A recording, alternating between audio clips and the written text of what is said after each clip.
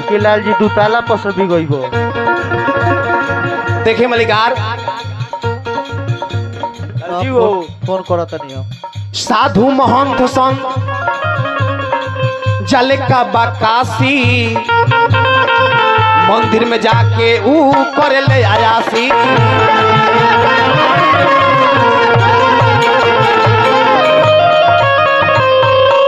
साधु महंत संत जाले का बकासी मंदिर में जाके ऊ करे ले आयासी।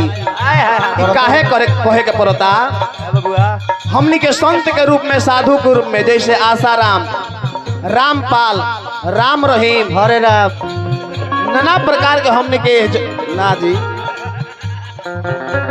इस समाज में संत के साधु के भेष में और संत लोग भी रहला। यही से कहल गइल बा साधु महंत संत जल का बकासी मंदिर में जाके ऊपर ले आयासी।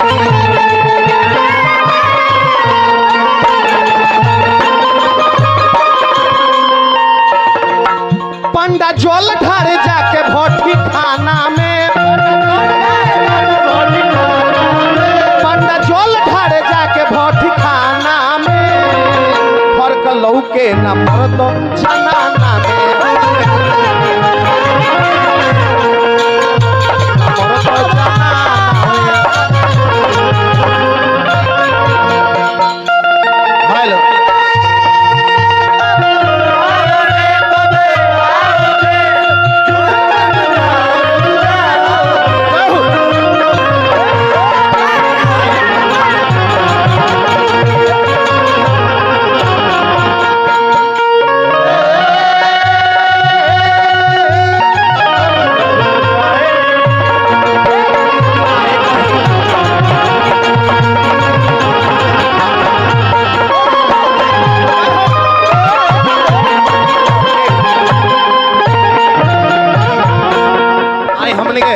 दोनों नचनिया नचिलो। प्रमादरणीय हमने के गार्जियन तुल्य हमने के दिलीप चाचा जी के तरफ से आशीर्वाद बार बार चरण स्पर्श रही आशीर्वाद के कामना रही इहे रउरा से नहीं हो रहा बा।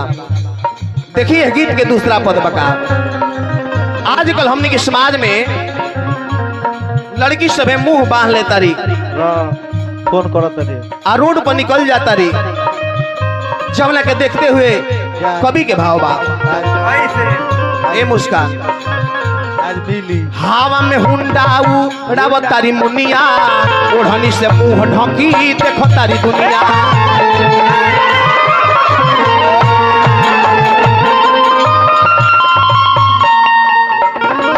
हवा में हुंडा उड़ावत तारी मुनिया पराशर बाबा ओढ़नी से मुंह ढकी देखो तारी दुनिया। हवा में हुंडाऊ उड़ावत तारी मुनिया ओढ़नी से मुंह ढकी तारी दुनिया।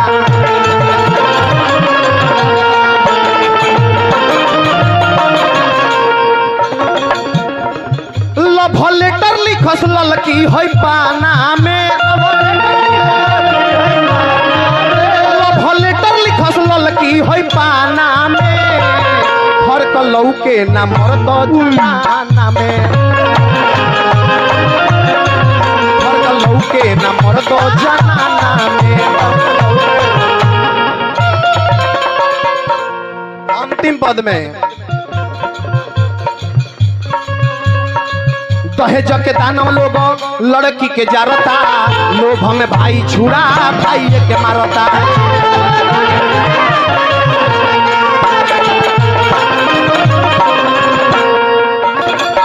दहेज के दानव लोग लड़की के जारता आ लोभ हमें भाई छोड़ा भाई के मारता। आजकल हमने के देखे के मिलता सुमित बाबू दहेज के दान लोग लड़की के जारता लोभ हमें भाई छुड़ा भाई के मारता।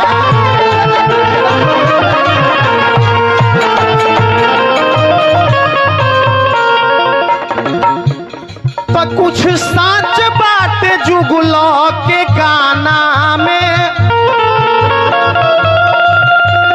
आज हमने का परम पूज्य गुरुदेव जी बिन सिंह अभियंता जी की तरफ से शिष्य के आशीर्वाद बार बार चरण स्पर्श आशीर्वाद के कामना रही। तो कुछ साच बाटे जुगला के गाना में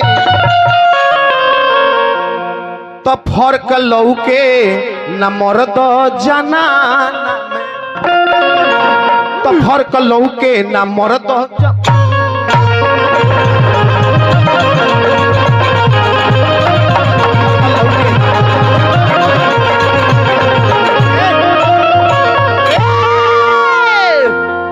भाई एगो समय के